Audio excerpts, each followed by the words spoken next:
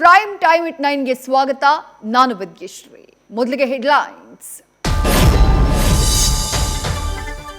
ಪ್ರಜ್ವಲ್ ರೇವಣ್ಣ ಕೇಸ್ನಲ್ಲಿ ಮೌನ ಮುರಿದ ಪ್ರಧಾನಿ ಮೋದಿ.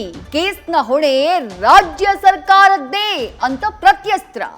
ಪ್ರಜ್ವಲ್ನ ಯಾಕೆ ತಡೆಯಲಿಲ್ಲ ಎಂದ ಕಾಂಗ್ರೆಸ್ಗೆ ಮೋದಿ ತಿರುಗೇಟು.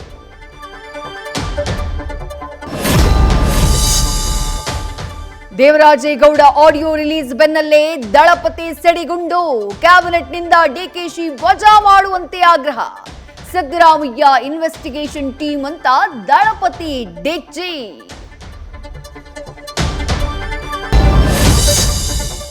ಮಹಾನಾಯಕನಿಂದ ಸಿದ್ದು ಪರಮೇಶ್ವರ್ ಸಿಡಿ ಹೊರಬರುತ್ತೆ.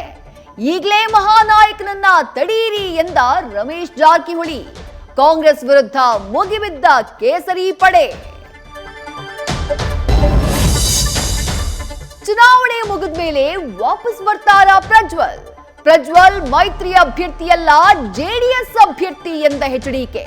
ತೀವ್ರ ಕುತೂಹಲಕ್ಕೆ ಕಾರಣವಾಯಿತು ಕುಮಾರಸ್ವಾಮಿ ಹೇಳಿಕೆ. ಕರ್ನಾಟಕದಲ್ಲಿ ಲೋಕ ಮತ ಸಮರ ಮುಕ್ತಾಯ. 14 ಕ್ಷೇತ್ರಗಳಲ್ಲಿ ಹುಮ್ಮಸ್ಸಿನಿಂದ ಹಕ್ಕು ಚಲಾಯಿಸಿದ ಮತದಾರರು. ಘಟಾನುಘಟಿ ಅಭ್ಯರ್ಥಿಗಳ ಭವಿಷ್ಯ ಮತಯಂತ್ರದಲ್ಲಿ ಭದ್ರ.